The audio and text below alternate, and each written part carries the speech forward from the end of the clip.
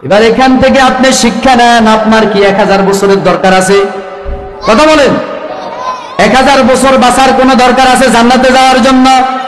এক রমজানই তো যথেষ্ট, যেখানে আল্লাহ বলতেছেন আস-সাওমু লি ওয়া আনা আজযাবি, রোজা আমার জন্য, এর পুরস্কার আমি নিজ হাতে দিব। অন্য বর্ণনায় বললেন আস-সাওমু লি ওয়া আনা আজযাবি, রোজা হলো আমার জন্য, রোজার পুরস্কার আমি আল্লাহ নিজেই। সুবহানাল্লাহ। রোজাদারদের পুরস্কার আল্লাহ নিজেই পুরস্কার। তাহলে আপনার 1000 বছরের দরকারটা কি? 950 বছরের দরকার আছে? এক রমজানই তো যথেষ্ট। সামনে সেটা আসতেছে, কাজে লাগাবেন কাজে। আল্লাহ তৌফিক দান করুক, আমিন। তাহলে একটা উপকার কি করে? গুনাহ সব মাফ করে দেয় রোজা। দ্বিতীয় নাম্বার উপকার করে রোজা আমাদের, দ্বিতীয় নাম্বার যে উপকারটা করে, যেই পরিমাণের নেকি কামাই করে জান্নাতে যাওয়া যাবে, সেই পরিমাণের নেকি সরবরাহ করে দেয়। 3 নাম্বার যে উপকার করে, সেটাই আমার আজকের আলোচনার বিষয়। আউযু বিল্লাহি মিনাশ শাইতানির রাজীম।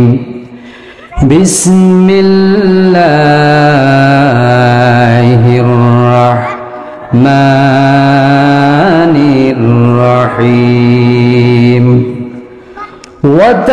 وتزودوا فإن خير الزاد التقوى واتقون يا أولي الألباب. عن أبي هريرة رضي الله عنه قال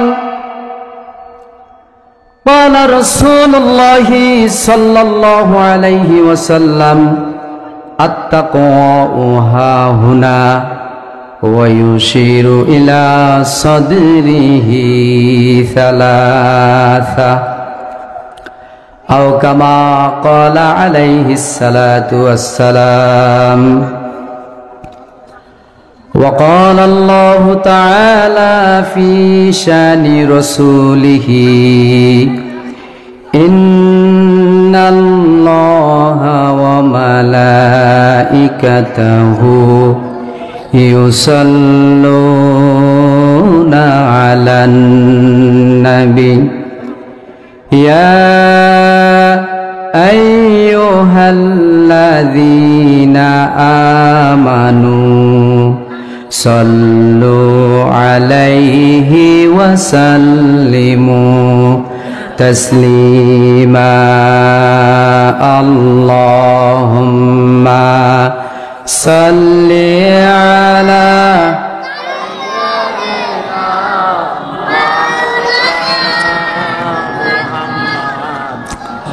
وعلى علي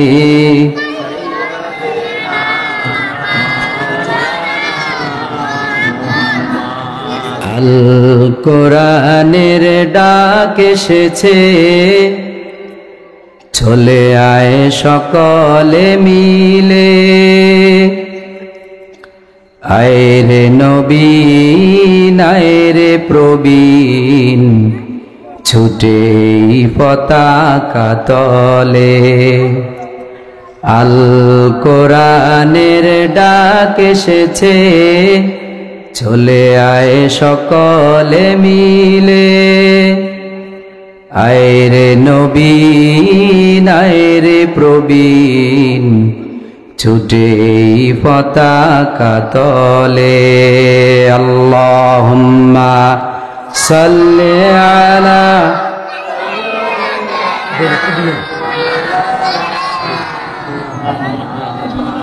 ওয়ালা আলি مولانا ماد بلغ العلا بكماله كشف الدجى بجماله حسنة جميع خصاله सल्लु अलैहि व आलिहि। मगरिब की वादियों में गूंजी अदा हमारी, मगरिब की वादियों में गूंजी अदा हमारी, थन था न था किसी से साइल रवा हमारा, बलावल उला बिकमालिही कसबत जारी जमालिही, हसनत ज़मीउ किसालिही, सल्लु अलैहि। সবাই মহব্বতের সাথে আল্লাহ রাব্বুল আলামিনের জিকির করুন। লা ইলাহা ইল্লাল্লাহ,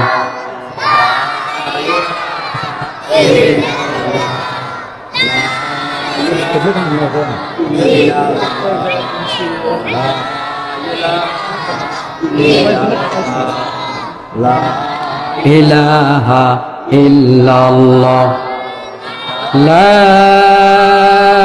ইলাহা ইল্লাল্লাহু মুহাম্মাদুর রাসূলুল্লাহ সাল্লাল্লাহু আলাইহি ওয়াসাল্লাম। ঐতিহ্যবাহী ইসলামী সমাজ কল্যাণ পরিষদ ও ৪ নং ওয়ার্ডের যুব সমাজের উদ্যোগে আয়োজিত তাফসিরুল কোরআন মাহফিলের জনাব সভাপতি হযরত উলামা ইকরাম মুরব্বিয়ানে আযম, সম্মানিত দিনদার ইমানদার মুসলমান ভাইরা, পর্দার অন্তরালে সম্মানিতা ফর্দানশীলা আমাদের একান্ত প্রিয় মা এবং বোনেরা, সকল প্রশংসা আল্লাহ রাব্বুল আলামিনের জন্যে, যে মহান মনিব আমাদেরকে আশরাফুল মাখলুকাত সৃষ্টির সেরা জীব মানুষ করে সৃষ্টি করে মুসলমান হওয়ার জন্য মস্ত বড় দৌলত দান করেছেন। মনিবের আলিশান দরবারে, শাহেনশাহী দরবারে কালিমাতুশ শুকর আদায় করছি আলহামদুলিল্লাহ। দুরুদ আর সালাম মানবতার শ্রেষ্ঠ সন্তান, আদর্শের শ্রেষ্ঠ প্রতীক, মুসলিম মিল্লাতের, গোটা পৃথিবীর মুসলিম মিল্লাতের শিক্ষক, সর্বকালের সর্বমহামানব মুহাম্মদুর রাসূলুল্লাহ সাল্লাল্লাহু আলাইহি ওয়াসাল্লামের উপরে শ্রদ্ধাভরে স্মরণ করছি সেই সব দ্বীনের মুজাহিদদের, যারা আল্লাহর জমিনে আল্লাহর দ্বীনকে কায়েম করতে গিয়ে নিজেদের বুকের তাজা রক্ত ঢেলে দিয়েছেন। আল্লাহ তাআলা যেন তাদেরকে শাহাদাতের নজরানা পেশ করেন, আমিন। আল্লাহর কাছে দোয়া করি আল্লাহ যেন আমাদেরকে রমাদানুল মুবারক পর্যন্ত হায়াত বাড়িয়ে দেন, আমিন। দোয়াটা পারেননি সবাই, পড়েন। আল্লাহুম্মা বারিক লানা ফি রজব ওয়া শাবান ওয়া বাল্লিগনা রমাদান। রজব শাবানে বরকত দাও, রমজানেতে পৌঁছিয়ে দাও, রমজানেতে পৌঁছিয়ে দাও, রজব শাবানে বরকত দাও। সপ্তাহ জুড়ে তুমি বরকত দাও, জুমার দিনেতে গুনাহ ঝরাও, জুমার দিনেতে গুনাহ ঝরাও। রজব শাবানে বরকত দাও, রমজানেতে পৌঁছিয়ে দাও। সবাই বলি আমিন। প্রিয় ভাইয়েরা, আমার আগে আলোচনা করেছিলেন আমাদের ওস্তাদ হযরত মাওলানা খলিলুল্লাহ দালানবাড়ি জামে মসজিদের খতিব, আমাদের ওস্তাদ। এর আগে আলোচনা করেছিলেন এই এলাকার কৃতি সন্তান, এই এলাকার মানুষের হৃদয়ের মণিকুঠা হযরত মাওলানা মোহাম্মদ ইউসুফ আলী সাহেব। আরো আলোচনা করবেন আজকের প্রোগ্রামের প্রধান আকর্ষণ হযরত মাওলানা মাসুম বিল্লাহ সাহেব সুদূর ঢাকা থেকে আসতেছেন। মূলত ওলামায়ে কেরাম আলোচনা করবেন। আমি আপনাদের সাথে মহাগ্রন্থ আল কোরআন থেকে একটি আয়াতে কারিমা তেলাওয়াত করেছি, এটা নিয়ে একটু শেয়ার করব। আলোচনা ওয়াজ করার মতো কোনো যোগ্যতা, কোনো ইলম, কোনো দক্ষতা আমার মতো অদমের নাই। আল্লাহ যদি কিছু বলার জন্য তৌফিক দেন তবেই বলবো ইনশাআল্লাহ। তো আমি আপনাদের সামনে মহাগ্রন্থ আল কোরআনের সবচাইতে বড় সূরা সূরাতুল বাকারা এর 197 নম্বর আয়াতে কারিমার নিচের অংশ, পুরো আয়াত না, নিচের অংশ তেলাওয়াত করেছি। নবী করিম সাল্লাল্লাহু আলাইহি সাল্লামের অসংখ্য হাদিস থেকে ইমাম মুসলিম রাহিমাহুল্লাহর সংকলনে হযরতে আবু হুরায়রার বর্ণনায় হাদিসেরও অল্প একটু মাঝখান দিয়ে একটু অংশ পাঠ করেছি। এর আলোকে আল্লাহ যদি তৌফিক দান করেন কিছু কথা বলবো ইনশাআল্লাহ। তো আমার এই আয়াত আর হাদিসের আলোকে যে বিষয়ে আমি কথা বলতে চাচ্ছি, বিষয়বস্তু হলো পরকালের পাথেয়। বিষয়বস্তুটা কি সবাই বলেন? পরকালের পুঁজি, পরকালের উপাদান, পরকালের পাথেয়, পরকালের পুঁজি, এই বিষয়টা নিয়ে আলোচনা করব। পরকালের পুঁজির কোনো শেষ নাই, আসেনি? সবাই বলেন আছে? পরকালের পুঁজি অনেক করতে হবে, অনেক কিছু পুঁজি সাথে নিতে হবে পরকালে জান্নাতে যাওয়ার জন্য। এর ভিতরে আমি এই সব পুঁজিগুলোকে, পুরো একটা হাতিকে, খেয়াল করে শুনিয়েন, পুরো একটা হাতিকে এই ধরনের একটা বোতলে ঢুকানোর চেষ্টা করব ইনশাআল্লাহ। একটা হাতিকে এটাতে ঢুকানো যাবে?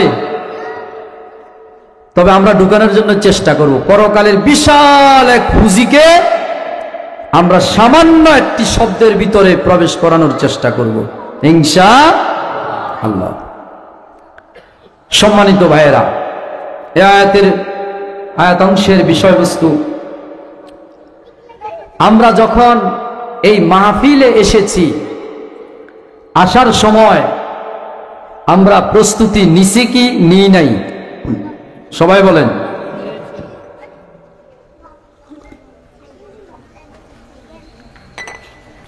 প্রস্তুতি নিছি না?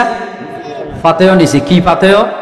পাঞ্জাবি একটা গায়ে দিছি, টুপি একটা মাথায় দিছি, সম্ভব হলে একটু আতর লাগাইছি। মাহফিলের সফরে বাড়ি থেকে বের হয়েছি, মাহফিলের সফরে আসার সময় কিছু ফাতেও নিয়েছি কি নেই নাই? সবাই বলেন নিছি কিনা? নিছি। আপনি এখান থেকে ঢাকায় যাবেন 3 দিনের সফরে, কয় দিনের? কথা বলেন। কথা বললে আলোচনাটা প্রাণবন্ত হবে ইনশাআল্লাহ। এখান থেকে 3 দিনের সফরে ঢাকায় যাবেন, যাওয়ার সময় কি ফাতেও দরকার আছে না নাই? সবাই বলেন। ফাতেও লাগবে না? হয়তো সিম্পল একটা লুঙ্গি, একটা গামছা, কিছু টাকা পয়সা, 2 দিনে 3 দিনে যা খরচ হয় 2,000, 3,000 টাকা ফাতেও হিসেবে নিবেন কি নিবেন না? একজন ভাই চাকরি করেন নোয়াখালীতে, ট্রান্সফার হয়েছেন খুলনায়। কোথায়? খুলনা লং সফরে যাবেন, যাওয়ার সময় কিছু পুঁজি আছে না নাই? একজন মানুষ হজ করার জন্য বাংলাদেশ থেকে সৌদি আরবে যাবে, কি করার জন্য? সবাই বলেন। সৌদি আরবে যাওয়ার জন্য, হজ করার জন্য সৌদি আরবে যাবে, ফাতেও লাগবে কি লাগবে না? আগে পাসপোর্ট ফাতেও, এরপরে ভিসা, এরপরে রিয়াল, বাংলা টাকাকে বাঙায় রিয়াল নিতে হবে, ওখানে তো বাংলা টাকা চলবে না। এরপরে প্রয়োজনীয় জামা কাপড় দরকার আছে না নাই? আছে না নাই? আপনি বাংলাদেশ থেকে একটা লং সফরে সৌদি আরব হজ করতে যাবেন, ফাতেও দরকার আছে না নাই?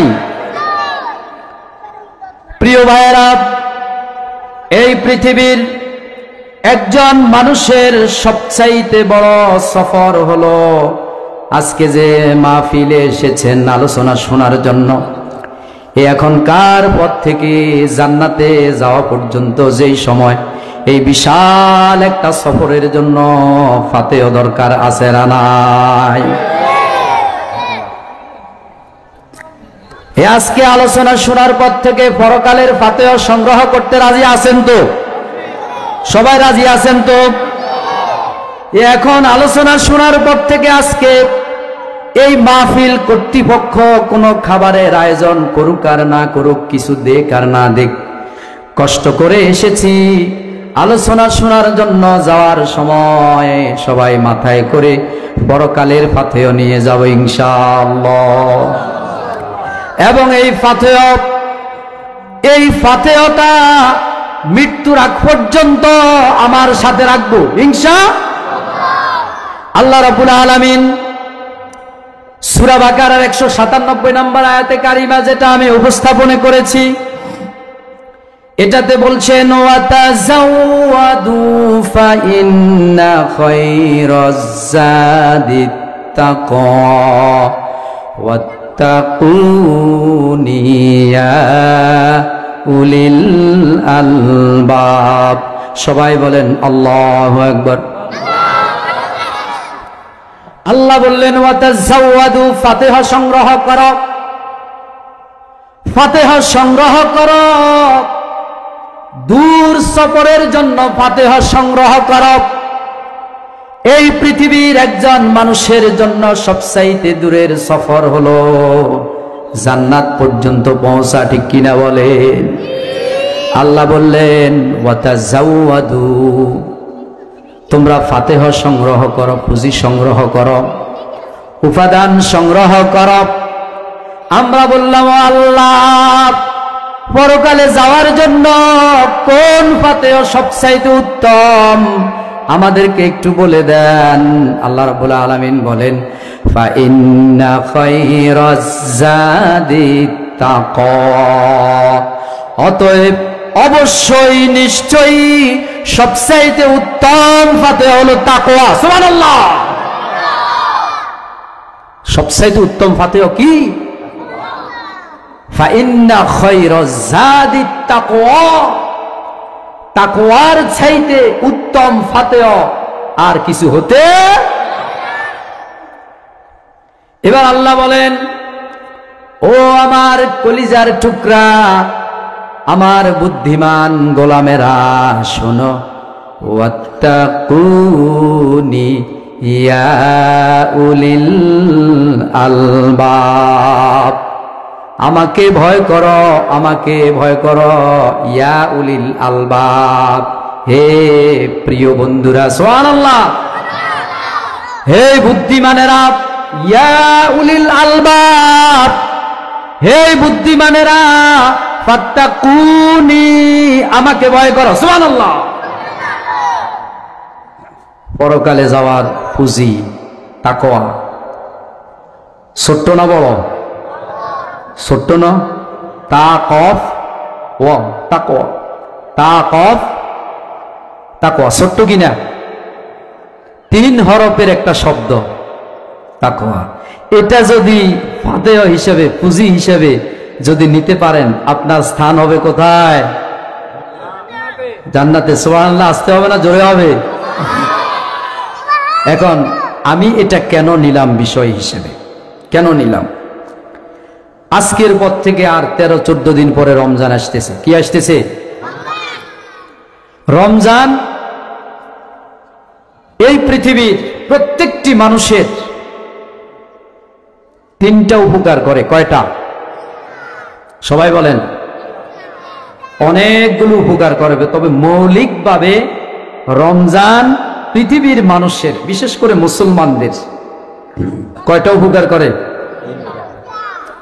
সে 3টা উপকার কি জানবেন নি আপনারা? রমজান 1 নম্বরে মানুষের উপকার করে, জীবনের গুনাহগুলো মাফ করে দেয়। সুবহানাল্লাহ জোরে।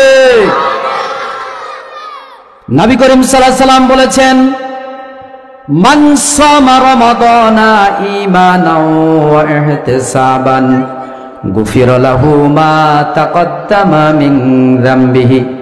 কেউ যদি ঈমান আর ইহতিসাবের সাথে রমজানের রোজাগুলো রাখতে পারে, জীবনের সব গুনাহ মাফ। সুবহানাল্লাহ। জীবনের সব গুনাহ। হযরতে মুসা আলাইহিস সালামের জামানায়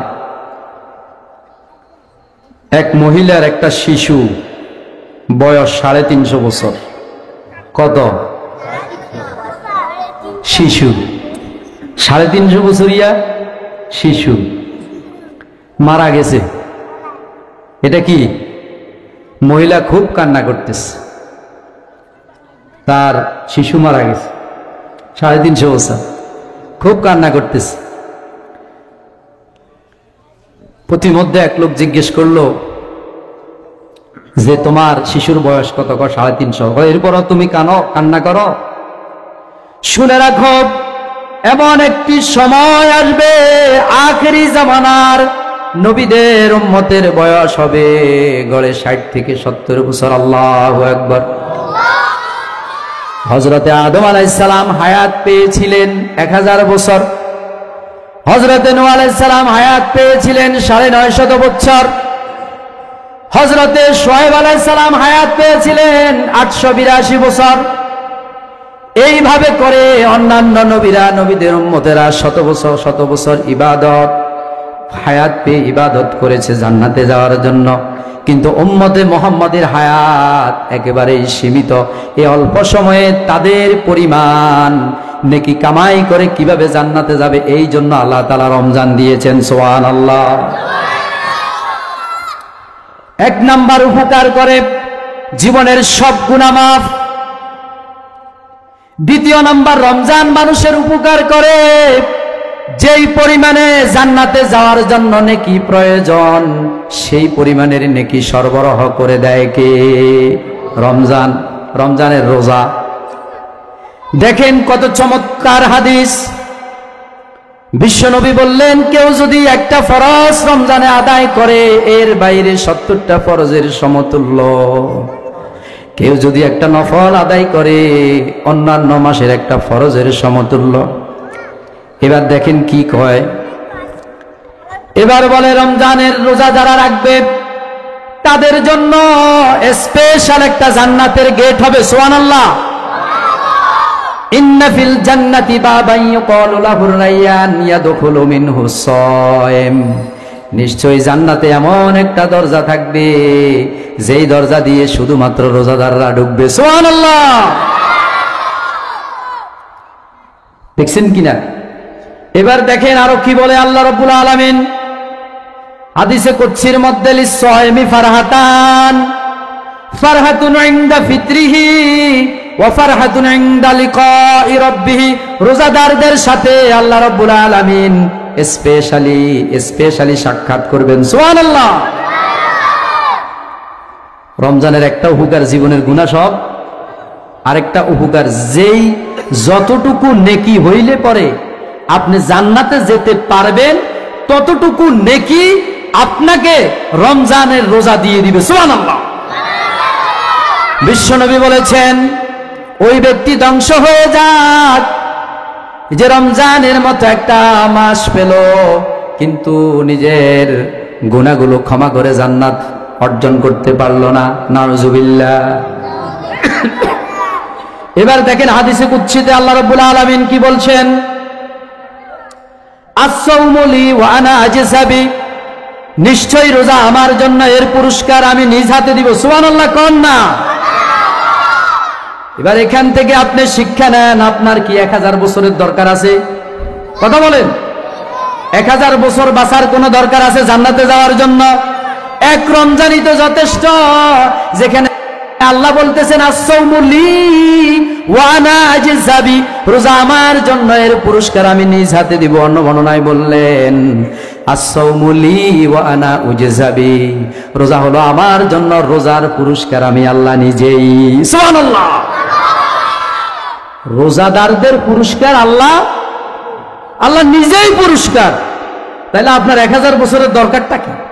950 বছরের দরকার আছে? এক রমজানই তো যথেষ্ট। সামনে সেটা আসতেছে, কাজে লাগাবেন। লাগাবেন কাজে। আল্লাহ তৌফিক দান করুক, আমিন। তাহলে একটা উপকার কি করে? গুনাহ সব মাফ করে দেয় রোজা। দ্বিতীয় নাম্বার উপকার করে রোজা আমাদের, দ্বিতীয় নাম্বার যে উপকারটা করে, যেই পরিমাণের নেকি কামাই করে জান্নাতে যাওয়া যাবে সেই পরিমাণের নেকি সরবরাহ করে দেয়। তিন নাম্বার যে উপকার করে সেটাই আমার আজকের আলোচনার বিষয়। এই যে গুনাহ থেকে বাঁচলেন, শুধু রমজানের মধ্যে গুনাহ থেকে বাঁচলেন, কিন্তু আবার রমজান চলে গেলে গুনাহ করতে পারেন। এই জন্য গুনাহ থেকে বাঁচার জন্য হাতিয়ার হিসেবে তাকওয়া, সুবহানাল্লাহ, রমজানে হিউজ পরিমাণের নেকি কামাই করেছেন, রমজান চলে গেলে হয়তোবা কামাই করবেন না, ভুলে যাবেন। এই জন্য মৃত্যু আসার আগ পর্যন্ত জান্নাতে যাওয়ার জন্য, নেকি কামাই করার জন্য যে হাতিয়ার রমজান দিয়েছে সেটা হলো তাকওয়া, সুবহানাল্লাহ। আল্লাহ রাব্বুল আলামিন সূরা বাকারার 183 নম্বর আয়াতে বলেন, ইয়া আইয়ুহাল্লাযীনা আমানু কুতিবা আলাইকুমুস সিয়ামু কামা কুতিবা আলাল্লাযীনা মিন ক্বাবলিকুম লাআল্লাকুম তাত্তাকুন। আল্লাহু আকবার। ও বিশ্বাসীরা, তোমরা যারা বিশ্বাস স্থাপন করেছ, ও একলাসপুরের 4 নম্বর ওয়ার্ডের মানুষেরা, ইমানদারেরা, মুমিনেরা, ও দেলানবাড়ির ইমানদার মুমিনেরা, তোমরা যারা ঈমান এনেছো, তোমাদের উপরে রমজানের রোজা ফরজ করা হয়েছে, যেমনি ফরজ করা হয়েছিল তোমাদের পূর্ববর্তীদের উপর, লাআল্লাকুম তাত্তাকুন, যেন তোমরা তাকওয়া অর্জন করতে পারো, সুবহানাল্লাহ। তাইলে এবার বুঝছেন নি আমি এটা কেন নিছি? এই তাকওয়ার টোটাল প্র্যাকটিক্যালি তাকওয়া কিভাবে অর্জন করতে হয় আপনাকে রমজান মাসের রোজা হাতে ধরে ধরে শিখাবে, সুবহানাল্লাহ। যেমন রমজান মাসে সুবে সাদেকের পর থেকে সূর্যাস্ত পর্যন্ত পানাহার এবং স্ত্রী সহবাস থেকে বিরত। এখন আপনি যদি দিনের বেলা খান, বাংলাদেশ সরকার প্রধান উপদেষ্টা ডক্টর ইউনূস আপনার প্রতি কি প্রশাসন লাগাই দিছেন যে এইবার রোজাতে যেতে দিনে খাইব এতারা দিবা ফিডা, রোজাদার জিগে খাইব হলাই হলাই, এতারা কি দিবা লাগাইছেনি? আল্লাহ কি স্পেশাল কোনো ফেরেস্তা দিছেনি? স্পেশাল কোনো ফেরেস্তা আসেনি যে খাইলে মুখের উপরে দিবা বাড়ি? তারপরেও কি আপনি দিনের বেলা খান কিনা?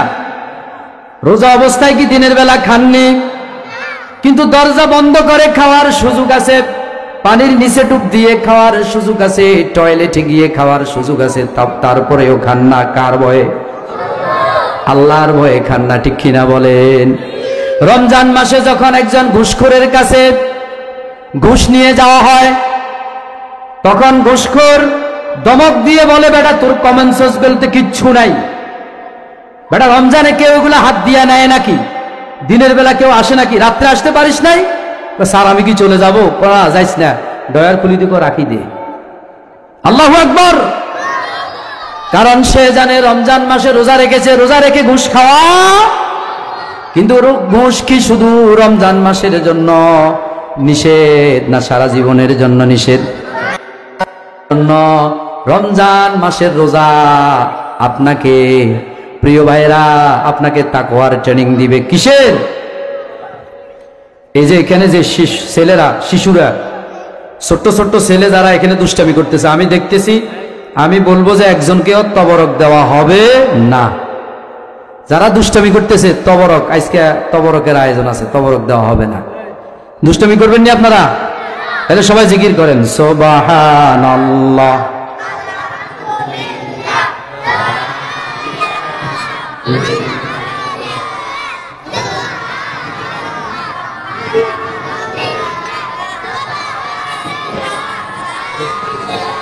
লা ইলাহা ইল্লাল্লাহু মুহাম্মাদুর রাসূলুল্লাহ সাল্লাল্লাহু আলাইহি।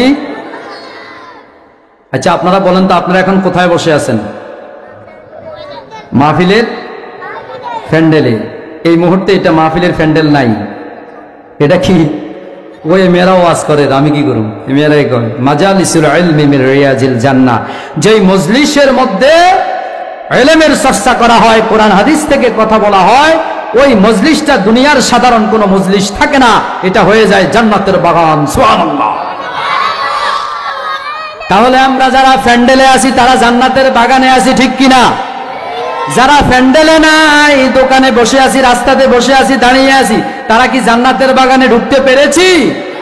যদি জান্নাতের বাগানে ঢুকতে হয়, যারা দোকানে সময় নষ্ট করতেছে ফাও কাজে, বাড়িতে সময় নষ্ট করতেছে ফাও কাজে, এবং রাস্তাঘাটে চলাফেরা করতেছে ফাও কাজে, যদি তারা জান্নাতের বাগানে ঢুকে যেতে চায়, কোথায় আসা লাগবে? প্যান্ডেলের নিচে আসা লাগবে। আল্লাহ আসার তৌফিক দান করুন, আমিন। তাহলে আমি তাকওয়াটা কেন নিছি বুঝছেন নাকি আপনারা? এবার আসেন আমরা এবার ভিতরে ঢুকবো। মূল শব্দ হলো তাকওয়া। তাকওয়া ওয়া তাযাওয়াদু ফাইন্না খায়রাজ যাদি তাকওয়া। সবচাইতে বড় পুঁজি, লং সফরের পুঁজি তাকওয়া। কি তাকওয়ার 5টা অর্থ বলবো, খেয়াল রাখবেন তো ইনশাআল্লাহ। অনেকগুলো অর্থ আছে, মৌলিক 5টা অর্থ। 1 নাম্বার বিরত থাকা। তাকওয়া মানে কি? সবাই বলেন, বিরত থাকা। 2 নাম্বার সাবধানতা অবলম্বন করা। 2 নাম্বার কি? 3 নাম্বার আত্মশুদ্ধি অর্জন করা। 3 নাম্বার কি? 4 নাম্বারে পরহেজগারিতা অর্জন করা। 4 নাম্বারে কি? 5 নাম্বারে আল্লাহকে ভয় করা। সুবহানাল্লাহ বলেন। তাকওয়ার 1 নাম্বার অর্থ হলো বিরত থাকা। কি থেকে বিরত থাকবেন? গুনাহ বলতে যা বলা হয় সকল ধরনের গুনাহ থেকে বিরত থাকবেন, সকল ধরনের অন্যায় কাজ থেকে বিরত থাকবেন, সকল ধরনের পাপের কাজ থেকে বিরত থাকবেন। এই বিরত থাকার, নিজেকে সেভ করে রাখার নাম হলো তাকওয়া। সুবহানাল্লাহ। বিরত থাকা বুঝছেন নি? আমি আর গভীরে যাব না। যেমন আপনি মিথ্যা কথা বলেন, বিরত থাকবেন, তাকওয়া। আপনি গীবত করেন, বিরত থাকবেন, তাকওয়া। আপনি চুরি করেন, বিরত থাকবেন, তাকওয়া। আপনি ঘুষ খান, বিরত থাকবেন, তাকওয়া। আপনি চাঁদাবাজি করেন, বিরত থাকবেন, তাকওয়া। আপনি টেন্ডারবাজি করেন, বিরত থাকবেন, তাকওয়া। আপনি চুরি করেন, বিরত থাকবেন, তাকওয়া। আপনি ডাকাতি করেন, বিরত থাকবেন, তাকওয়া। আপনি মাস্তানি করেন, বিরত থাকবেন, তাকওয়া। আপনি অন্যায়ভাবে মানুষকে হত্যা করেন, বিরত থাকবেন, তাকওয়া। আপনি জেনা ব্যভিচার করেন, বিরত থাকবেন, তাকওয়া। আপনি সুদ, ঘুষ, রাহাজানি, দুর্নীতি এই সমস্ত কাজ করেন, বিরত থাকবেন, এর নাম তাকওয়া। 1 নাম্বার অর্থ বুঝছেন নি? বিরত থাকা। তাকওয়ার 1 নাম্বার অর্থ কি? সবাই বলেন কি? কি থেকে? সকল অন্যায়ের কাজ থেকে বিরত থাকা, সকল গুনাহের কাছ থেকে। কোনটা অন্যায় কোনটা গুনাহ বুঝবেন কিভাবে? এই বিবেক বলবে। কে বলবে? এই যে এখানে আল্লাহ তাআলা বললেন ফাত্তাকুনি ইয়া উলিল আলবাব। ও বিবেকবানেরা, ও বুদ্ধিমানেরা, তোমরা আমাকে ভয় করো। সুবহানাল্লাহ। তোমরা তাকওয়া অবলম্বন করো। 1 নাম্বার বিরত থাকা। 2 নাম্বার হলো সাবধানতা অবলম্বন করা। কি? সবাই বলেন কিরকম সাবধানতা অবলম্বন? একটা জায়গায় আপনি প্রবেশ করবেন, আগেই দেখলেন সিসি ক্যামেরা আছে। কি আছে? আপনি যদি এই সিসি ক্যামেরার আওতাভুক্ত এলাকার মধ্যে যদি আপনি প্রবেশ করেন, আপনি আপনার মন মতো কাজ করতে পারবেন না। যা করবেন সব সিসি ক্যামেরায় রেকর্ড হবে। ঠিক কিনা বলেন? আল্লাহ রাব্বুল আলামিন আমাকে আর আপনাকে সৃষ্টি করে নিজের 2টা দৃষ্টি দিয়ে এইভাবে সিসি ক্যামেরা ফিট করে রেখেছেন। আপনি যা করবেন কেউ দেখে না। কে দেখে? কেউ যেটা দেখে না সেটা দেখে কে? কেউ যেটা শুনে না সেটা শুনেন কে? কেউ যেটা জানে না সেটা জানেন কে? এই জন্য গোটা হায়াতের জীবন সাবধানতা অবলম্বন করতে হবে। নবী করিম সাল্লাল্লাহু আলাইহি ওয়াসাল্লাম এই সাবধানতার উদাহরণ দিচ্ছেন, তাকওয়ার উদাহরণ দিচ্ছেন। বিশ্বনবী মুহাম্মদ সাল্লাল্লাহু আলাইহি ওয়াসাল্লাম বললেন, তোমরা যদি একটা কাঁটাযুক্ত চিকন রাস্তা দিয়ে যদি হেঁটে যাও তাহলে কেমনে হাঁটবা? সাহাবা একরাম বলল, জামা কাপড়কে একেবারে আঁটোসাঁটো করে একেবারে গুছিয়ে রেখে, যেন জামা কাপড়ের মধ্যে কাঁটার আঘাত যেন না লাগে, এইভাবে করে হেঁটে যাব। বিশ্বনবী বললেন, গোটা হায়াতের জীবন তোমাকে এইভাবে সাবধানতা অবলম্বন করে চলতে হবে, যেন গুনাহ নামক কাঁটা তোমার গায়ে লাগতে না পারে। সুবহানাল্লাহ। তাকওয়ার আরেকটা অর্থ হলো সাবধানতা অবলম্বন করা। এই সাবধানতা অবলম্বনের আরেকটা ব্যাখ্যা দিয়েছেন মুফাসসিরিনগণ। আল্লাহ রাব্বুল আলামিন মানুষ সৃষ্টি করে একটা হুদুদ বলে দিয়েছেন, মানুষকে একটা সীমানা বলে দিয়েছেন, একটা সীমারেখা বলে দিয়েছেন, বলেছেন, তিলকা হুদুদুল্লাহি ফালা তাকরাবুহা, এটা আমার হুদুদ, খবরদার এর ধারে কাছেও। যেমন উদাহরণ হিসেবে যদি নেন, আদম আর হাওয়াকে সৃষ্টি করার পরে আল্লাহ রাব্বুল আলামিন কোথায় রেখেছেন? সবাই বলেন। জান্নাতে রেখে কি বলেছেন? ওয়াকুল্লা ইয়া আদামু উসকুন আনতা ওয়া যাওজুকাল জান্নাতা ওয়া কুলা মিনহা রাগাদান হাইসু শি'তুমা ওয়ালা তাকরাবা হাদিহিশ শাজারাতা ফাতাকুনা মিনাজ জালিমিন। সবাই বলেন আল্লাহু আকবার। আর আমি আদম আর হাওয়াকে সৃষ্টি করে জান্নাতে রেখেছি, বলেছি এখানে থাকো, খাও দাও, ফুর্তি করো, কিন্তু খবরদার ওয়ালা তাকরাবা হাযিহিশ শাজারাতা, ওই গাছটির ধারে কাছেও যেও না, গেলে ফাতাকুনা মিনাজ জালিমিন, জালিমদের অন্তর্ভুক্ত হয়ে যাবা। প্রিয় ভাইয়েরা, এখানে কিন্তু বিশাল একটা শিক্ষার বিষয় আছে। আমি জানি না কখনো এইভাবে চিন্তা করেছেন কিনা আপনারা। বিশাল এক শিক্ষা আছে। এই গাছটি এমন কোন বিশেষ কোনো গাছ না, এখানে গেলে এমন তেমন কিছু হবে না। এখানে মূল দেখার বিষয় হলো, মূল শিক্ষার বিষয় হলো, আল্লাহ জান্নাতে রেখে তাদেরকে একটা সীমানা বলে দিয়েছেন। আল্লাহু আকবার। একটা সীমারেখা বলে দিয়েছেন, একটা বাউন্ডারি বলে দিয়েছেন। এই জান্নাতের সব জায়গায় থাকো, কোনো সমস্যা নাই, কিন্তু খবরদার খবরদার এই গাছটির ধারে কাছেও যেও না, এটা আমার ওয়ার্ডার। আমার সবাই বলেন, এটা আমার হুকুম, আমার ওয়ার্ডার। যদি আমার এই ওয়ার্ডার, এই হুকুম লঙ্ঘন করো, জান্নাতে থাকতে পারবা না, বের করে দিব। নাউযুবিল্লাহি মিন যালিক। একটা জিনিস আপনারা খেয়াল রাখিয়েন, ক্লাস 1-এ একটা কবিতা আছে, ওই দেখা যায় তাল গাছ, ওই আমাদের গা, ওইখানেতে বাস করে কানা বগির। এখানে কবির মূল উদ্দেশ্যটা কি? তাল গাছ নিয়ে কবিতা করা? বলেন না। যেখানে তাল গাছ ওখানে আমার গা, যেখানে তাল গাছ ওখানে আমার গা। আল্লাহ রাব্বুল আলামিন আদম আর হাওয়াকে জান্নাতে রেখে গাছের সীমানা দিয়ে বলেছেন, এই গাছটাই তোমার সীমানা, এর বাইরে যেও না, গেলে জালিম হয়ে যাবা, জান্নাত থেকে বের করে দুনিয়াতে পাঠিয়ে দিব। আল্লাহু আকবার। দুনিয়াতে আসার পরে আদম আর হাওয়াকে এরকম অসংখ্য সীমানা, সুদ খেও না সীমানা, ঘুষ খেও না সীমানা, চাঁদাবাজি করো না সীমানা, টেন্ডারবাজি করো না সীমানা, রাতের ভোট দিনে, দিনের ভোট রাতে দিও না সীমানা। ঠিক কিনা বলেন? এটা কি সীমানা? এরকম অসংখ্য সীমানা আছে। যদি এই সীমানা যদি অতিক্রম করো, জালেম। ঠিক কিনা বলেন? তোমাদের মা বাবাকে রেখেছিলাম জান্নাতে, সীমানা অতিক্রম করার কারণে, আমার বাউন্ডারি অতিক্রম করার কারণে, আমার হুদুদ অতিক্রম করার কারণে জান্নাত থেকে টেনে হিচড়ে দুনিয়াতে দিয়ে দিয়েছি। তোমরা যদি এই দুনিয়াতে থেকে আমার যদি সীমানা যদি অতিক্রম করো, বাইরে যদি চলে যাও, বাড়াবাড়ি যদি করে যাও, করো, বেশি করো, জান্নাত দেওয়া হবে। এবার বুঝছেন কিনা? তাকওয়ার একটা অর্থ হলো সাবধান। গোটা হায়াতের জীবন সাবধানতা অবলম্বন করা। এরপরে হলো আত্মশুদ্ধি অর্জন করা। তাকওয়ার আরেকটা অর্থ কি? সবাই বলেন আত্ম মানে আত্মা, ওন সেলফ, নিজেকে ওন সেলফ প্রোটেক্ট, নিজেকে রক্ষা করা, নিজের আত্মাকে পরিশুদ্ধ করা তাকওয়ার আরেকটা অর্থ। এই আত্মা যদি খারাপ হয়ে যায় তাহলে আপনার মতো খারাপ এই পৃথিবীতে আর কেউ হবে না।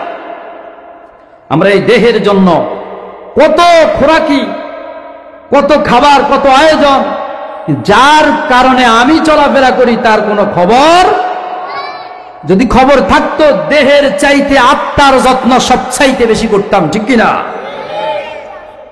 এই জন্য তাকওয়ার আরেকটা অর্থ হলো আত্মপরিশুদ্ধি অর্জন করা। এখন এই আত্মাটা কি?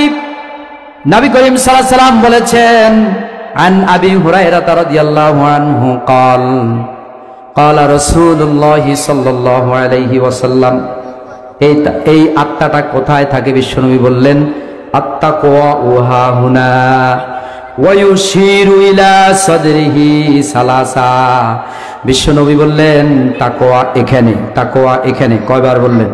ওয়া ইউশিরু, তিনি ইশারা করলেন, ইলা সাদরিহি, নিজের বুকের দিকে, সালাসা, তিনবার। কয়বার? তিনবার নিজের বুকের দিকে ইশারা করে বললেন তাকওয়া এখানে, তাকওয়া। প্রিয় ভাইয়েরা, তাকওয়া কোথায়?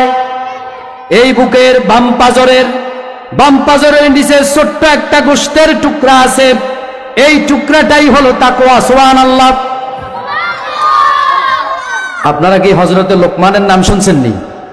হযরতে লোকমান, তিনি কোনো নবী রাসূল ছিলেন না, কিন্তু তিনি একজন বিজ্ঞ, প্রজ্ঞাপূর্ণ, জ্ঞান এবং প্রজ্ঞাপূর্ণ হিকমতওয়ালা মানুষ ছিলেন। তিনি তার সন্তানকে উপদেশ দিয়েছেন 10টা বিষয়ে।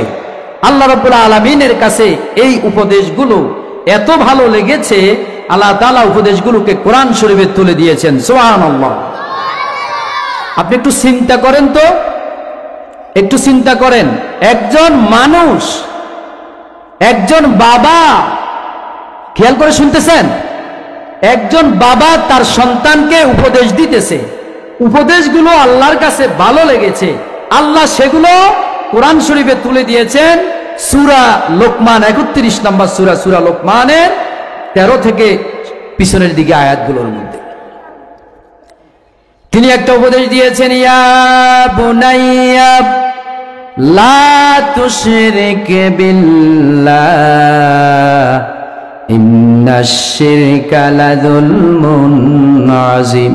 ও আমার কলিজার টুকরা সন্তান, বাবা, খবরদার আল্লাহর সাথে কাউকে শিরক করো না, নিশ্চয়ই শিরক মস্ত বড় জুলুম। নাউজুবিল্লাহ।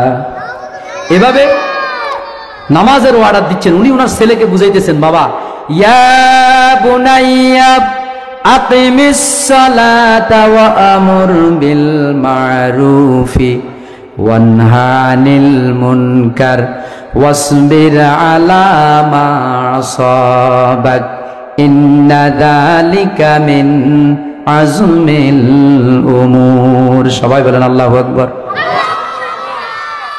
হযরত লোকমান ছেলেকে উপদেশ দিতেছেন, ও আমার কলিজার টুকরা বাবা, যেখানেই থাকো না কেন নামাজ ছেড়ে, আকিমিস সালাত, নামাজ ছেড়ে দিও না, ওয়া আমুর বিল মারুফি, মানুষকে সৎ কাজের আদেশ দাও, অসৎ কাজ থেকে নিষেধ করো, ওয়া নাহা আনিল মুনকার, সুবহানাল্লাহ, ওয়াসবির আলা মা সাবাক, বিপদে আপদে বালা মুসিবতে ধৈর্য ধারণ করো।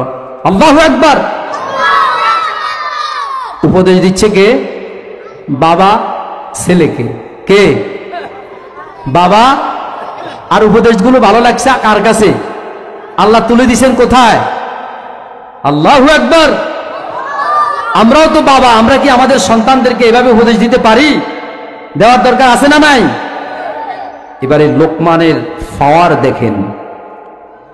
লোকমান ছিল একজন কর্মচারী। লোকমান সে তার মনিবের আন্ডারে কাজ করত। খুব খেয়াল করে শুনেন, আমি আপনাদেরকে বুঝাচ্ছি। তাকওয়ার আরেকটি অর্থ আত্মাকে পরিশুদ্ধ করা। কোন জিনিসটাকে পরিশুদ্ধ করা? সবাই বলেন। হযরতে লোকমান,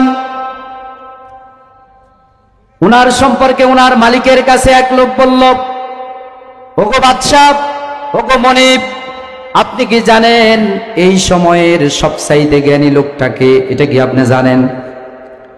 বাদশাহ বলল না। লোকটা বলল, আপনার কর্মচারী লোকমান। বাদশাহ আশ্চর্য হয়ে গেল, কি কয়, ঘটনা কি? আমার কর্মচারী লোকমান সবচাইতে এই যুগের সমকালীন সময়ের সবচাইতে বড় জ্ঞানী? এটা হতেই পারে না। এটা ওই লোকে বলল, আপনি আপনার কর্মচারী লোকমানকে পরীক্ষা করেন। বাদশাহ বলল, আমি পরীক্ষা করে দেখব আসলে লোকমান জ্ঞানী কিনা, বুদ্ধিমান কিনা।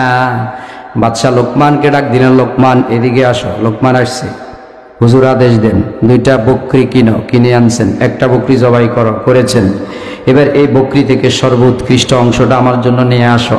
হযরতে লোকমান বকরিটা জবাই করে বকরির অন্তর, কলবটা, হাড়টা, হৃৎপিণ্ডটা নিয়ে আসলেন। সুবহানাল্লাহ। এবার মনিব বললেন, তাহলে এটাই তোমার দৃষ্টিতে বকরির সবচাইতে উৎকৃষ্ট অংশ, কলবটা? বলল হ্যাঁ। বলল ঠিক আছে, আরেকটা বকরি এনেছো? হ্যাঁ এনেছি। ওই বকরিটাকেও জবাই করো। এবার ওই বকরিটাকেও জবাই করা হলো। বলল এবার এই বকরির সবচাইতে নিকৃষ্টতম অংশটা নিয়ে আসো। কোন অংশ? নিকৃষ্ট। কোন অংশ? সবাই কন। আগে কি বলছে? সবচাইতে উৎকৃষ্টতম অংশ। এখন কি বলছে? সবচাইতে নিকৃষ্টতম অংশটা নিয়ে আসো। এবার হযরতে লোকমান বকরিটা জবাই করে বকরিটার কলবটা নিয়ে আসলেন, অন্তরটা নিয়ে আসলেন, হাড়টা নিয়ে আসলেন। মালিক এবার আশ্চর্য হয়ে গেল। ওই লোককে ডাক দিয়ে বলল, এদিকে আসো। তুমি বলেছ লোকমান নাকি খুবই জ্ঞানী বুদ্ধিমান, আমি দেখি এর মতো বোকা আর কেউ নাই। বলল, বোকা না, আপনি লোকমানকে জিজ্ঞেস করেন এর মর্মার্থ আছে, কেন করেছে। লোকমান এদিকে আসো। বকরির সবচাইতে উৎকৃষ্টতম অংশ আনতে বললাম, হাড়টা নিয়ে আসলাম। আবার যখন নিকৃষ্ট অংশটা নিয়ে আসতে বললাম, তাও কলবটা নিয়ে এসেছো, এর কারণ কি? হযরত লোকমান জবাব দিল, ওগো মনিব, একজন মানুষের যদি অন্তরটা ভালো হয়ে যায়, মানুষটা হয়ে যায় উৎকৃষ্ট মানুষ। সুবহানাল্লাহ। আর একজন মানুষের যদি অন্তরটা, কলবটা, হাড়টা, হৃদয়টা যদি খারাপ হয়ে যায়, এই লোকটা হয়ে যায় সমাজের সবচাইতে নিকৃষ্ট। নাউজুবিল্লাহ। এই জন্য শায়ের ভয় করেছেন, আল্লামা ইকবাল ভয় করে বলেছেন, মুঝে ये डर है कि दिले जिंदा तू ना मर जाए, मुझे ये डर है कि दिले जिंदा तू ना मर जाए, कि जिंदगानी इबारत है तेरे जीने से। আমার এই ভয় হয়, হে আমার জীবন্ত আত্মা, তোর যেন মৃত্যু না হয়ে যায়। কারণ তোর মৃত্যু হওয়া মানে হলো আমার মৃত্যু হয়ে যাওয়া, আর তোর বেঁচে থাকা মানে হলো আমার বেঁচে থাকা। আল্লাহু আকবার, সুবহানাল্লাহ। এই আত্মা, এই জন্য তাকওয়ার আরেকটা অর্থ হলো আত্মাকে পরিশুদ্ধ করা। রাজি আছেন না আত্মাকে পরিশুদ্ধ করতে? রাজি আছেন? দেখেন আল্লাহ রাব্বুল আলামিন কি বলছেন, আল্লাহ রাসূল সাল্লাল্লাহু আলাইহি সাল্লাম কি বলেন, কি চমৎকার কথা বলেন।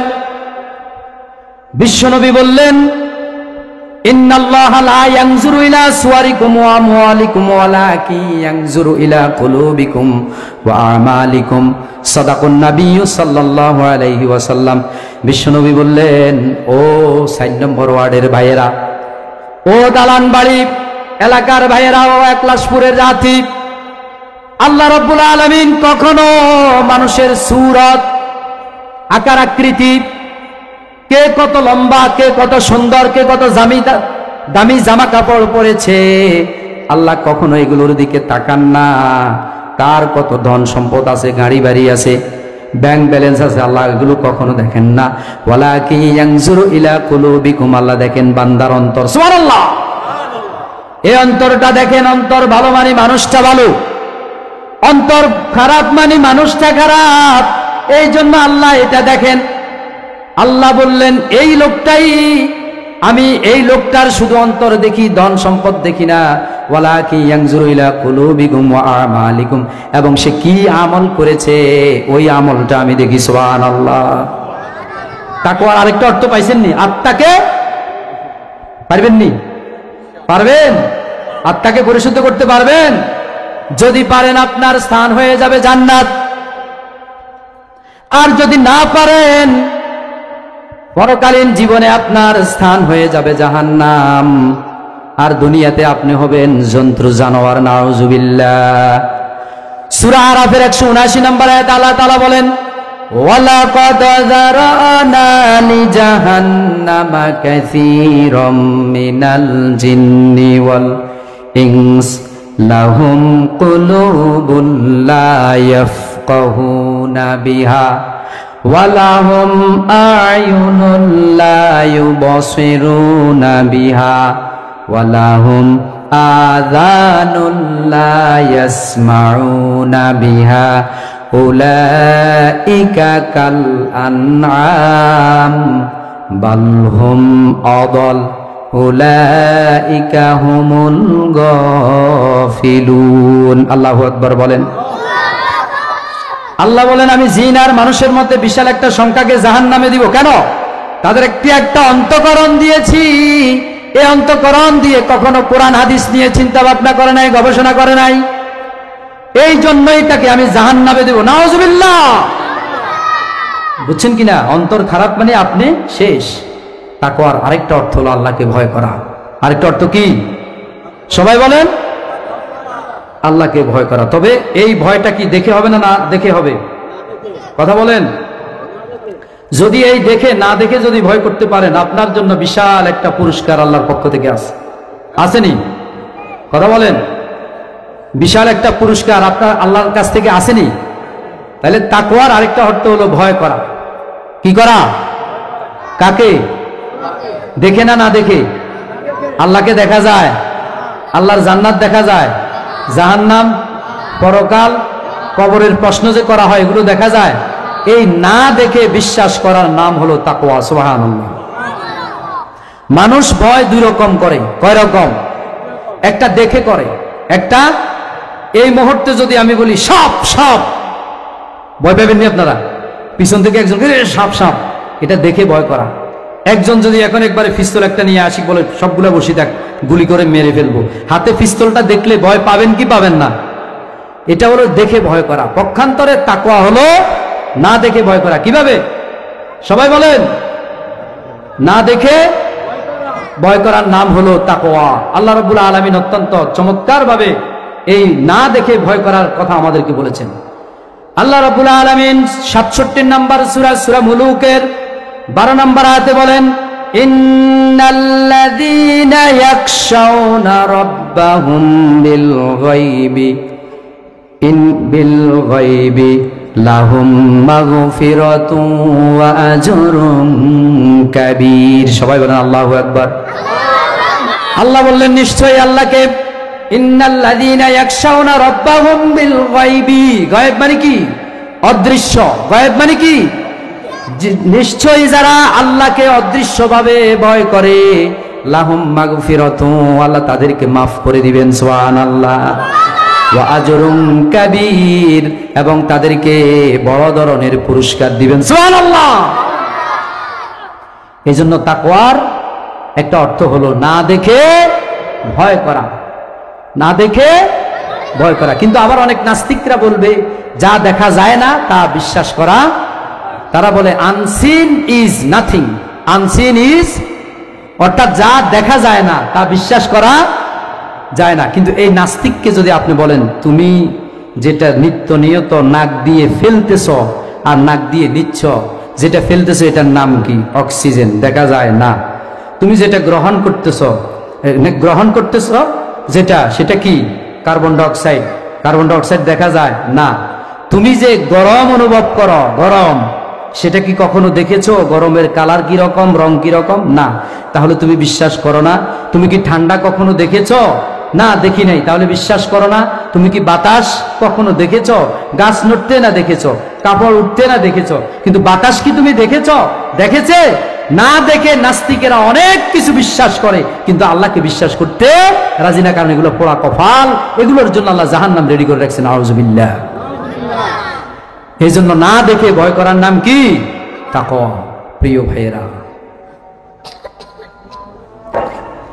তাহলে না দেখে ভয় করার নাম কি? সবাই আল্লাহকে না দেখে ভয় করতে রাজি আছেন তো ইনশাআল্লাহ? তাকওয়ার গুরুত্ব এবং প্রয়োজনীয়তা এত বেশি, আল্লাহ আমাদেরকে সৃষ্টি করেছেন তার ইবাদতের জন্য, ঠিক কিনা বলেন? ওমা খলাকতুল জিন্না ওয়াল ইনসা ইল্লা, আমি জিন আর মানুষকে একমাত্র কেবলমাত্র শুধুমাত্র সৃষ্টি করেছি আমার ইবাদত করবে। আপনি 100% ইবাদত করতে পারবেন যদি আপনার ভিতরে তাকওয়া থাকে। সুবহানাল্লাহ। আল্লাহ তাআলা মানুষ সৃষ্টি করে দিয়ে বলেছেন, ওয়া আলাল্লাহি কসদুস সাবিলি ওয়া মিনহা জাইরুন ওয়ালাউ শাআ লাহাদাকুম আজমাইন। এই পৃথিবীতে আছে অসংখ্য বাঁকা পথ, অসংখ্য বক্রপথ। এই অসংখ্য বাঁকা পথ এবং বক্রপথ থেকে সহজ সরল সঠিক পথে আপনি আসতে পারবেন। ইন্না হাদাইনাহুস সাবিলা ইম্মা শাকিরা ওয়া ইম্মা কাফুরা। এই হেদায়েতের পথে আসতে পারবেন আপনার ভিতরে যদি তাকওয়া থাকে। সুবহানাল্লাহ। এই যে গুনাহ, আমরা যে গুনাহ করি, মোবাইলের ভিতরে, কম্পিউটারের ভিতরে, ল্যাপটপের ভিতরে যখন মানুষ চালায়, একটা ভাইরাস প্রবেশ করে, করে কি করে না? এই ভাইরাসকে প্রতিহত করার জন্য একটা অ্যান্টিভাইরাস আছে। কি আছে? অ্যান্টিভাইরাস ডাউনলোড যখন করা হয়, ভাইরাস আর ঢুকে না। আমাদের প্রত্যেকটি মানুষের ভিতরে যে ভাইরাস প্রবেশ করে, এই ভাইরাসের নাম হলো গুনাহ। ভাইরাসের নাম কি? কথা বলেন। ভাইরাসের নাম কি? আর এই ভাইরাসকে যে অ্যান্টিভাইরাস গুনাহ নামক, খেয়াল করে শুনেন, এই গুনাহ নামক ভাইরাসকে যে অ্যান্টিভাইরাস প্রতিহত করবে, এর নাম তাকওয়া। সুবহানাল্লাহ।